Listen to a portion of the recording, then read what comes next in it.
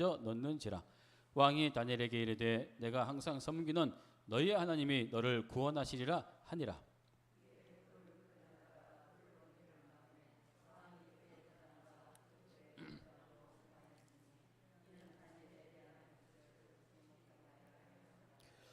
왕이 궁에 돌아가서는 밤이 새도록 금식하고 그 앞에 오락을 그치고 잠자기를 마다하니라.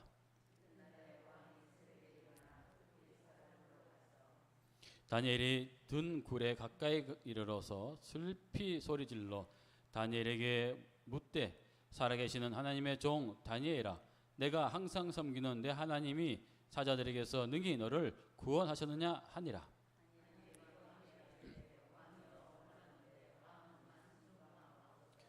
나의 하나님이 이미 그의 천사를 보내어 사자들의 입을 봉하셨으므로 사자들이 나를 상하지 못하셨사오니 이는 나의 무지함이 그 앞에 명백함이 오며 또 왕이여 나는 왕에게도 해를 끼치지 아니하였나이다 하니라.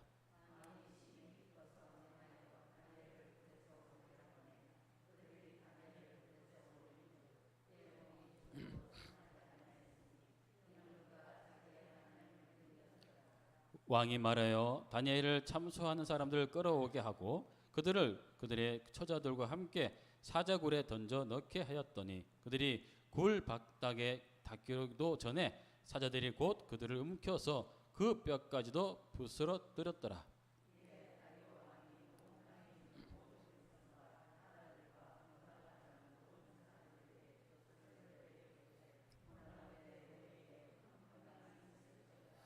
내가 이 조서를 내려놓으라. 내 나라 관할 아래에 있는 사람들은 다니엘의 하나님 앞에서 떨며 두려워할지니 그는 살아계시는 하나님이시요 영원히 변하지 않으실 이시며 그의 나라는 멸망하지 아니할 것이요 그의 권세는 무궁할 것이며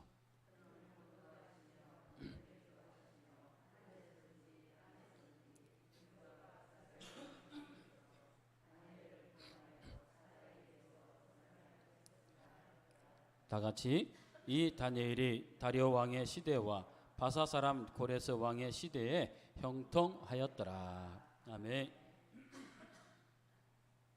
오늘은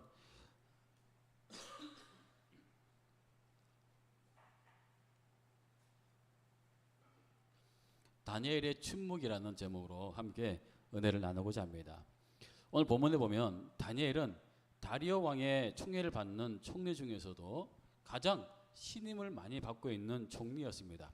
그래서 다리오 왕은 다니엘을 으뜸 총리로 세우고자 합니다. 이 사실을 알게 된 총리들과 고관들은 그 다니엘을 죽이고자 음모를 꾸미게 됩니다. 그것은 30일 동안 누구든지 왕의 어떤 신에게나 사람에게 기도하면 사자굴에 던져 넣기로 하는 금령을 정하여 왕의 도장을 찍어 규례를 세우고자 청원을 하게 됩니다. 그러자 다리오 왕은 이 조서에 도장을 찍게 됩니다. 그런데 다니엘은 이 사실을 알고도 자신의 집에 돌아가서 예루살렘을 향해 문을 열어놓고 전에 하던 대로 하루에 3번씩 기도를 하게 됩니다. 이 사실을 알게 된 고관들과 총리들은 다리오 왕에게 이 사실을 고발하게 됩니다. 그런데 그들은 다리오 왕이 다니엘을 구할 수 없도록 올무를 놓게 됩니다. 자, 보면 11절과 12절 말씀에 한번 띄워주세요. 그 무리들이 모여서 다니엘이 자기 하나님 앞에 기도하며 간구한 것을 발견하고 이에 그들이 나아가서 왕의 금령에 관하여 왕께 아뢰되 왕이여, 왕이 이미 금령에 왕의 도장을 찍어서 이제부터 30일 동안에는 누구든지 왕 외에 어떤 신에게나 사람에게 구하면 사자굴에 던져 넣기로 하지 아니하였나이까 하니 왕이 대답하여 이르되 이 일이 확신하니 메대와 바사에 고치지 못하는 규례니라 한지라. 이 말은 뭐냐면 왕이시여, 우리가 금령을 정하여서 사자굴에 누가 기도하거든 사자굴에 넣기로 하지 않았습니까? 라고 묻는 것입니다. 그러자 그 왕이 자신이 했던 금령이기 때문에 물러서지 못하고 이 일이 확신하니 그 금령은 절대 고칠 수 없다라고 그는 말합니다. 이 말을 들은 무리들은 이때다 싶어서 다시 말합니다. 왕에게 6절과 13절인데요. 그들이 왕 앞에서 말하여 이르되 왕이여 사로잡혀 온 유다 사람 자손 중에 다니엘이 왕과 왕의 도장에 찍힌 금령을 존중하지 아니하고 하루 3번씩 기도하나이다 하니. 여러분, 다리오 왕은 다니엘을 너무나 신임하고 좋아했던 사람이었습니다. 다니엘은 총리들과 고관들보다 뛰어난 사람이었고 심지어 아무 그릇됨도 없고 아무 흠도 없던 그런 충신된 사람이었습니다. 그렇게 신임하고 있는 다니엘은 정적들이 놓은 올무에 걸려들게 됩니다. 그런데 이 사실을 알게 된 다리오는 자신의 결정이 잘못되었다는 것을, 경솔하다는 것을 깨닫게 됩니다. 만약 자신의 결정이 타당했다면 금령을 어긴 다니엘을 사자굴에 넣는 것을 당연시 여겨야 했습니다. 그러나 다리오는 그러지 않았습니다. 무리들의 그 올무에 빠진 다니엘을 위해서 걱정하며 그를 괴로워합니다. 14절인데요. 왕은 이 말을 듣고 몹시 괴로워하며 다니엘을 구할 방법을 찾으려고 해가 질 때까지 고심하고 있었다. 그러니까 이 현대 성경을 들어보면 이렇습니다. 왕이 이 말을 듣고는 몇시 괴로워하고 다니엘을 구할 방법을 밤이 새도록 그렇게 찾았다라는 것입니다. 자신의 결정을 번복할 수 없는 입장에 놓인 다리오는 너무나 아끼던 다니엘 때문에 괴로워했다는 것이죠. 왜 그렇습니까? 자신이 가지고 있는 권력을 포기할 수 없기 때문에. 다니엘을 살리기 위해서는 자신이 내린 금령을 번복해야 했는데 그렇게 된다면 자신의 권력에 막대한 흠집이 나기 때문에 그는 이러지도 저러지도 못하고 있었습니다. 권력의 욕망의 노예가 되어버린 다리오 왕을 볼 수가 있습니다. 그래서 다리오는 자신의 권력을 지탱하기 위해서 다니엘을 그만 포기하게 됩니다. 16절입니다. 이에 왕이 명령하여 다니엘을 끌어다가 사자굴에 던져 넣는지라. 그런데 다리오는 다니엘을 사자굴에 던져 넣으면서 이렇게 말합니다. 16절 하반절인데요. 내가 항상 섬기는 너의 하나님이 너를 구원하시리라. 자기는 힘이 없으니까, 자기는 너를 구원할 수 있는 능력이 없으니까 내가 항상 섬기는 너희 하나님이 너를 구원하기를 바란다는 것입니다. 저는 어떻게 하면 다리오 입에서 내가 항상 섬기는 너희 하나님이라는 말을 할 수가 있었을까요? 라는 의문을 갖게 됩니다. 다니엘은 이스라엘에서 포로로 잡혀온, 말하자면 포로였습니다.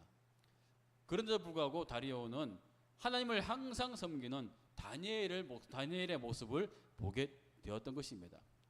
바벨론 시대에 우상제사에 드려진 음식과 포도주를 먹지 않고, 거부했던, 그래서 하나님을 경외하고자 살았던 그 모습을 익히도록 그는 알고 있었습니다. 그런데다가 다니엘은 늘 충성되고 아무 그릇됨도 없고 아무 흠도 없는 늘 정직한 삶을 살았던 것을 다리오는 알고 있었습니다. 그런 다니엘의 모습을 본 다리오는 그래서 내가 항상 섬기는 너의 하나님이라고 다니엘을 인정하게 됩니다. 여기서 여러분 항상이라는 단어가 나오는데 이것은 언제냐면 언제 어디서나 하나님만을 높이며 그 삶을 살았다는 것을 알 수 있습니다. 그렇게 신실하게 하나님을 높이며 살았던 다니엘을 다리오는 오히려 의지하게 됩니다. 다니엘을 얼마나 의지했는지를 오늘 본문 말씀 통해서 알 수 있습니다. 14절입니다. 이에 이 말을 듣고 그로 말미암아 심히 근심하여 다니엘을 구원하려고 마음을 쓰며 그를 건지려고 힘을 다하다가 해가 질 때에 이르렀더라. 그리고 18절인데요. 18절 말씀에 이런 말씀이 있습니다. 왕이 궁에 들어가서 밤이 새도록 금식하고 그 앞에 오락을 그치고 잠자기를 마다하니라. 다니엘이 다리오의 왕을 의지하고 살았던 것이 아니라 다리오가 다니엘을 의지하고 살았던 것을 보여주고 있는 말씀입니다. 다니엘이 죽을까봐 전전긍긍하고 심지어 밤이 새도록 금식하고 그 앞에 오락을 그치고 잠자기를 마다했다는 것입니다. 다니엘을 얼마나 신뢰하고 의지했으면 이렇게까지 했을까요? 밤이 새도록 금식하고 그 앞에 오락을 그치고 잠자기를 마다했다는 것은 자신의 잘못된 욕심 때문에 그렇게 아끼고 사랑했던 충성스러운 총리를 잃게 되었다는 것을 그는 알고 있었습니다. 그런데 반면에 다니엘은 전혀 반응하지 않습니다. 아니, 다니엘은 침묵합니다. 16절에서 18절까지 보면 다니엘은 아무 대답도 아무 변호도 하지 않습니다. 자신을 의지하고 있는 다리오 왕에게 자신을 변호하거나 항변하지 않습니다. 다니엘이 왕에게 해명하고 싶은 마음이 없었을까요? 설명하고 싶은 마음이 왜 없었겠습니까? 그런데 다니엘은 침묵하고 있습니다. 왕의 명령 앞에 목숨이 위태로운 상황 앞에서도 다니엘은 침묵하고 있는 것입니다. 어떻게 해서 다니엘은 죽음의 위기 앞에서도 이토록 침묵하고 있었을까요? 여러분, 때로는 침묵이 수많은 말을 이길 때가 있습니다. 입을 닫고 가만히 있는 것이 입을 열어 크게 말하는 사람들을 이길 때가 있다는 것입니다. 그래서 예레미야가 3장 26절에 보면 사람이 여호와의 구원을 바라고 잠잠히 기다리는 것이 좋다라고 성경은 말씀하고 있습니다. 또한 이사야서 53장 7절 말씀에 그가 곤욕을 당하여 괴로울 때도 그의 입을 열지 아니하였으며 마치 도수장으로 끌려가는 어린 양과 털 깎는 자 앞에서 잠잠한 양같이 그의 입을 열지 아니하였도다. 모함이나 왜곡이나 오해나 시기나 질투 앞에서 침묵하고 묵묵하게 자기의 길을 꼿꼿이 간다는 것은 결코 쉬운 일이 아닙니다. 그러나 우리는 인생을 살아가면서 경험하지 않습니까? 많은 경우에 하나님의 변호를 기다리며 침묵하는 것이 지혜일 때가 많이 있습니다. 이것이 삶의 신비이며 신앙의 신비일 것입니다. 예수님은 바리새인들과 서기관들에게 멸시와 천대를 당했음에도 불구하고 맞서 싸우거나 대항하지 않으셨습니다. 그리고 신성 모독죄로 빌라도의 법정에 섰을 때도 예수님은 공식적으로 유죄 판결을 받게 됩니다. 그러나 예수님은 대항하거나 자신을 변호하지 않으셨습니다. 그리고 십자가에 못 박히실 때도 예수님은 아무 말씀도 하지 않으시고 침묵하셨습니다. 그러나 침묵으로 걸어갔던 그 길의 끝은 죽음과 저주가 아니라 바로 생명과 부활이었습니다. 사람들은 대제사장들이 옳고 사두개인과 빌라도가 옳다고 얘기했을지 모르지만 하나님은 예수님이 옳다고 인정해 주신 것입니다. 하나님께서 변호하시면 그 누구도 부인할 수 없는 강력하고도 분명한 증거를 세상에 보이신다는 것입니다. 침묵하신 예수님을 그 누가 변호하셨습니까? 바로 예수님을 자신을 스스로 변호하신 것이 아니라 하나님께서 예수님을 변호해 주셨습니다. 그래서 하나님은 예수님을 3일 만에 죽음에서 부활하게 하심으로 세상 누구도 부인할 수 없는 강력한 변호를 해 주신 것입니다. 하나님의 변호를 기다리면서 입을 닫고 침묵하면서 묵묵하게 걸어갔다는 것은 결코 쉬운 일이 아닙니다. 그러나 주님이 그렇게 하셨던 것처럼 사람들 앞에서 입을 닫고 하나님의 입에서 그 말씀이 우리에게 들려질 때 우리는 부활로 이어지는 십자가의 길을 우리도 가게 될 것입니다. 우리가 걸어가야 하는 길, 우리가 따라가야 하는 길이 이 길이 아닐까요? 오늘 다니엘이 그랬습니다. 다니엘은 다리오 왕의 그 앞에서 자신을 항변하지 않았습니다. 다니엘이 자신의 무죄함을 변호했다면 올매 빠진 오히려 다리오 왕이 공경에 처했을 것입니다. 그래서 다니엘은 오히려 다리오 왕의 안위를 걱정하고 염려까지 하게 됩니다. 21절에 보면 다니엘은 사자굴에 무사히 나오자마자 다니엘 왕에게 말합니다. 왕이여 원하건대 왕은 만수무강하옵소서. 예수님께서 부활하셔서 자신을 배반한 제자들을 직접 찾아가셔서 제자들에게 가장 먼저 하셨던 말씀이 바로 너희에게 평강이 있을지어다 라는 말씀이셨습니다. 이 말씀과 문맥이 같습니다. 그리고 다니엘은 그 어떤 변명도 그 어떤 변호도 하지 않았던 이유, 그것은 하나님의 변호를 기다렸던 것입니다. 말하자면 다니엘은 하나님을 전적으로 신뢰하고 기다린 것입니다. 그래서 22절에 보면 나의 하나님이 이미 그의 천사를 보내어 사자굴의 입을 봉하셨으므로 사자들이 나를 상하게 하지 못하였사오니 이는 나의 무죄함이 그 앞에 명백함이니라. 다니엘은 그는 알았던 것이죠.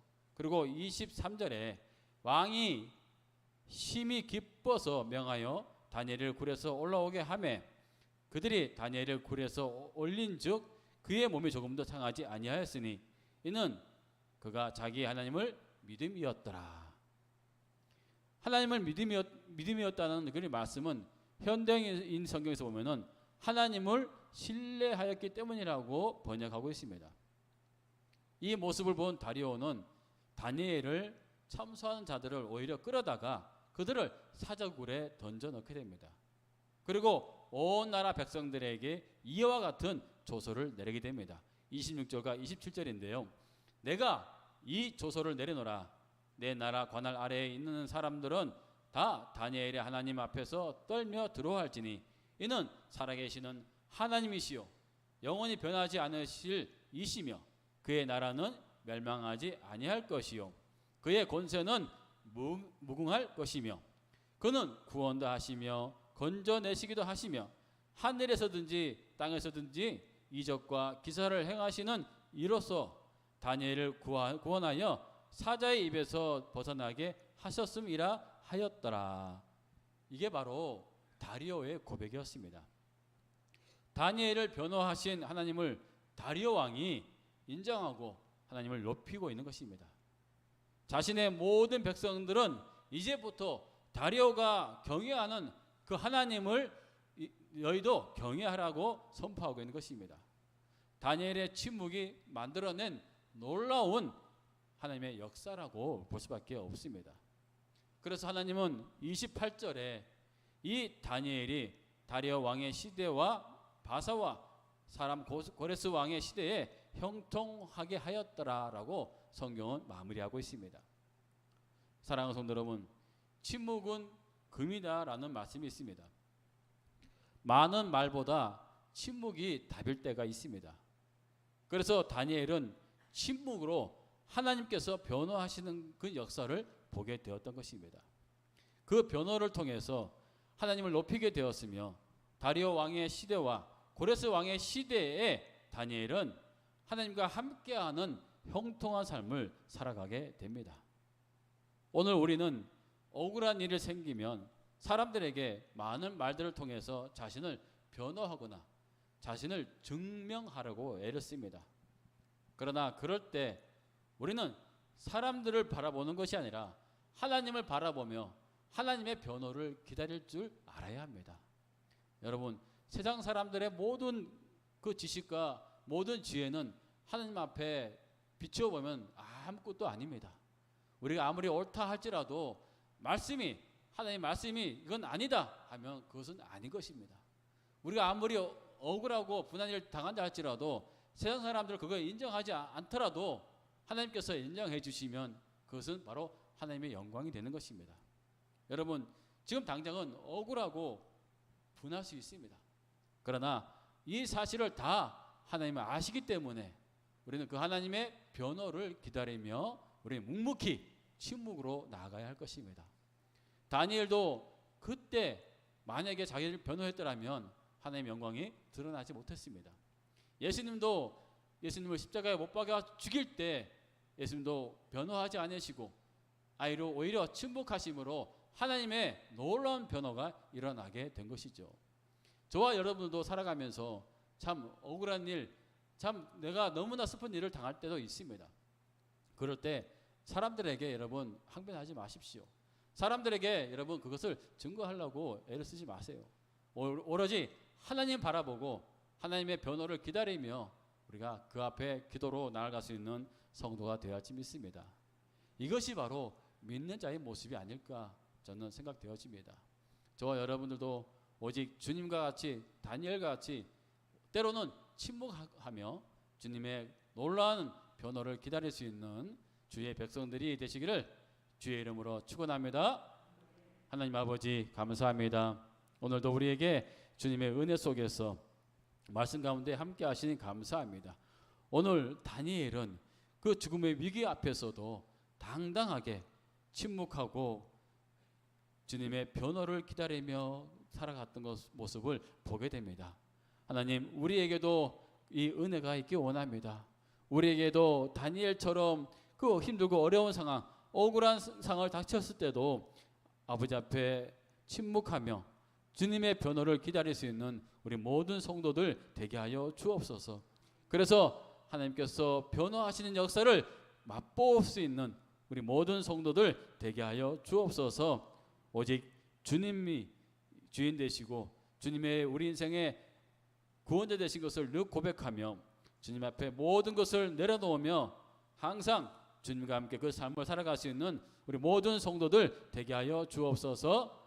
감사드리며 예수님 이름으로 기도드립니다. 아멘. 우리 찬양 한 곡 하고 나온 뒤에 찬양하시겠습니다. 자, 나 이제 주님의 새 생명 얻은 몸 찬양하신 후에 우리 기도하시겠습니다. 나 이제 주님의 새 생명 얻은 몸 옛것은 지나고 새 사람이로다.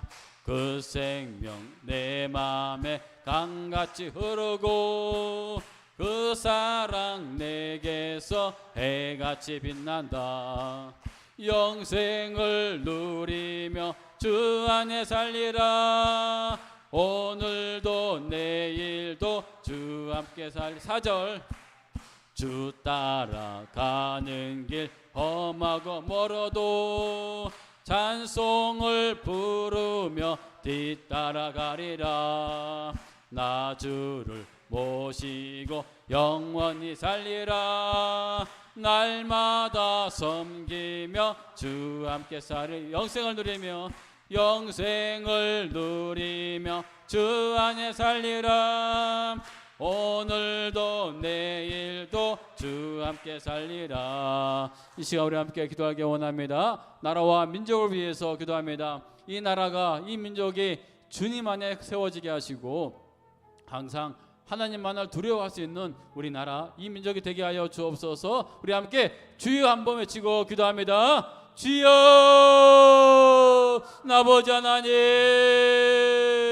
아버지 우리 나라와 이 민족을 축복해 주시옵소서. 오직 이 대한민국 이 아버지 민족이 하나님만을 두려워할 수 있는 이 나라 민족으로 삼아 주옵소서. 하나님이여 성령께서 함께 하시는 나라, 성령님께서 역사하시는 나라가 되게 하여 주옵소서. 그래서 오직 하나님의 말씀 앞에 무릎 꿇을 수 있는 아버지여 이 나라와 이 민족 되게 하여 주옵소서. 오 하나님 아버지여 주님만을 나타낼 수 있는 주님만을 아버지여 찬양할 수 있는 민족 되게 하여 주옵소서. 오직 예수 그리스도 나의 구주로 고백하며 아버지여 주님을 위해 살아갈 수 있는 우리 나라 이 민족 되게 하여 주옵소서. 오 하나님이여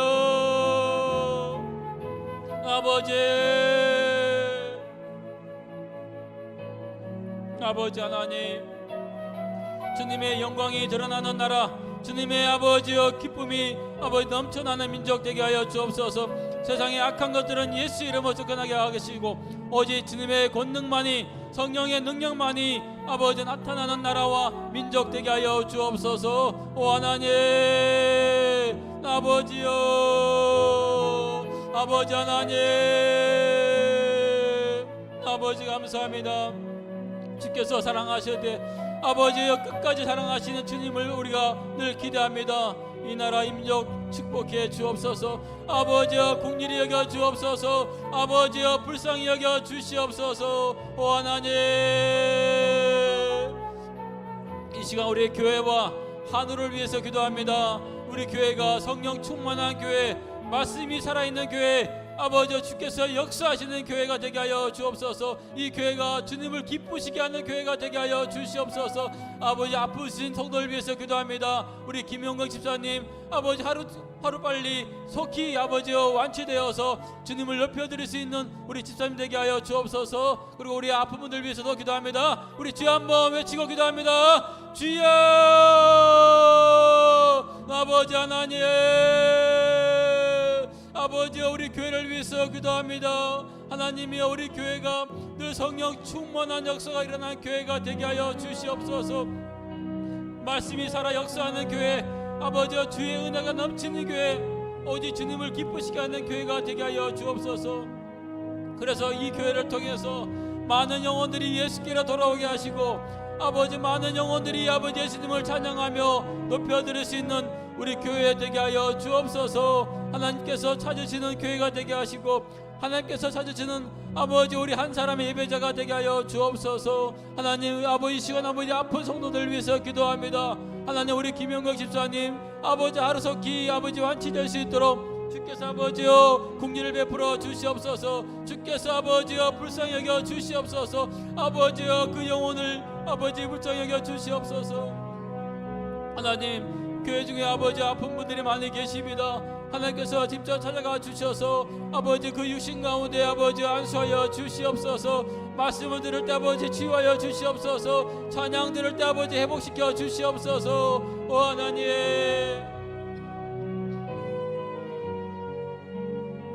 아버지 하나님 오로지 주님의 영광이 주님의 아버지 은혜가 넘치는 교회가 되기 원합니다. 주의 성도들 주께서 불쌍히 여겨주시고 늘 은혜 가운데 살아갈 수 있도록 아버지 은혜를 베풀어 주시옵소서. 하나님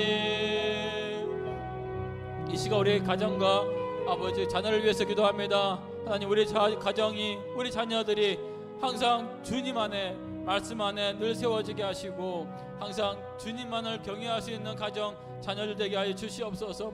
세상 속에 살아가고 있지만 세상에 속하지 않고 오직 주의 말씀에 속하여 살아갈 수 있는 우리 가정과 자녀 되길 원합니다. 우리 함께 주여 외치고 기도하십니다. 주여,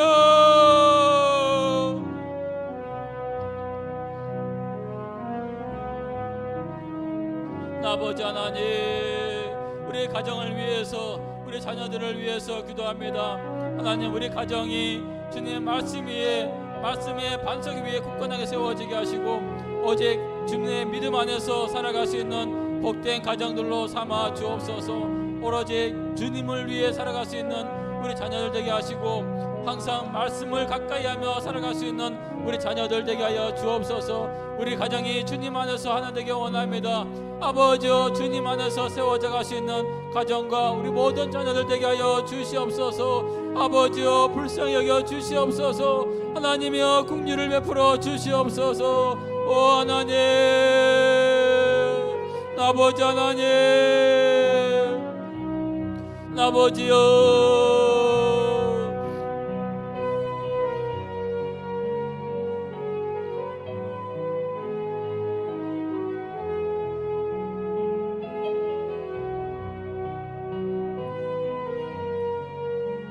아버지 감사합니다. 하나님 아버지 감사합니다. 오늘 우리에게 주신 은혜 가운데 주님만을 높여드릴 수 있는 귀한 시간으로 삼아 주시니 감사합니다. 하나님 우리가 기도하는 모든 기도가 주 앞에 상달되어서 응답될 줄 믿사오니 주여 듣고 응답하여 주옵소서. 살아계신 하나님을 늘 만날 수 있는 우리 모든 성도들 되게 하시고 우리 교회가 오직 하나님만을 나타낼 수 있는 하나님께서 기뻐하시는 교회가 되게 하여 주옵소서.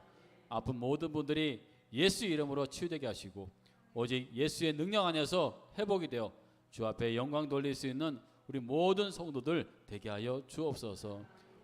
목사님 위해서 항상 수고하고 애쓰는 우리 목사님 주께서 늘 붙잡아 주시고 성령 가운데 항상 충만하게 역사하시는 그런 주의 종으로 삼아 주옵소서. 오늘도 주님께서 은혜 가운데 함께 하심을 감사하며 예수님의 이름으로 기도드립니다. 아멘. 자, 지난주에 이어서 이제 제가 2탄 준비했는데 제가 지난주 보니까 저 혼자 이걸 안 했어요. 그래서 이번에는 여러분 가운데 대표 한 분, 난 자신 있다 하신 분, 그분과 제가 가입을 해보겠습니다. 혹시 누가 하실까요? 자원하는 자기 보기 있습니다. 누가 하실까? 자, 누구 없으세요? 아무도? 우리 그러면 앞에 계신 분이 우리 저랑 한번 해보겠습니다. 알았죠? 부담 갖지 마시고 딱 한 분만 하겠습니다. 딱 단판입니다. 자, 가위바위보. 제가 이겼죠? 네, 그래요. 원래 이긴 사람이 선물하는 겁니다. 제가 지난주에 한번 뵙고 나서 여러분들에게 우리 권사님들에게 어떻게 하면 베풀 수 있을까 생각을 해봤는데 나름대로 준비를 했습니다. 우리 집사람이 가지러 내려갔습니다. 이제 가서 또 올 테니까 저 그래요. 교회가 사랑 안에 하나 되기 위해서는 자그마한 섬김이 필요하다 생각합니다. 제가 이걸 통해서 뭐 드러내기 하기 위해서 말씀드린 건 아니고 교회 안에 혹시 아픈 분들이나 어려운 분들이 있으시면 찾아가 주셔서 그들을 좀 돌아봐 주시고 그리고 여러분 그분들을 위해서 섬긴다는 것은 내가 작은 표현이 있어야 됩니다. 표현. 내가 작은 마음이라도 전할 수 있는 그래서 이 교회가 사랑으로 가득 찰 때 가득 차면 어떻게 됩니까? 흘러 넘쳐요. 흘러 넘치면 이 지역에 있는 사람들에게 그 사랑이 흘러 넘치게 되어 있습니다. 그래서 우리 교회가 그렇게 사랑으로 가득 차서 흘러 넘치기를 저는 소망합니다. 그래서 여러분들도 그래서 주님의 은혜 안에서 가득 차서 흘러 넘치는 주의 성도들이 되길 소망해 봅니다. 이제 우리 목적 모임을 가지시면서 제가 우리 집사람 올라올 때 하나씩 제가 선물로 드리겠습니다. 보니까 숫자가 혹이나 30분 넘으실까 걱정했는데 30분이 안 됐어요. 그래서 너무 감사하고 또 오늘 또 진정의 권사님이 그죠 아시죠? 식혜를 준비해 왔습니다. 아니 어르신이 그 식혜를 만들기 쉽지 않은데 그죠? 참 어려운 일을 하셨어요. 우리 진정의 권사님 위해서 박수 한번 하겠습니다. 참 이 수고와 애씀이 우리에게 은혜가 됩니다. 참 감동이 되고 은혜가 됩니다.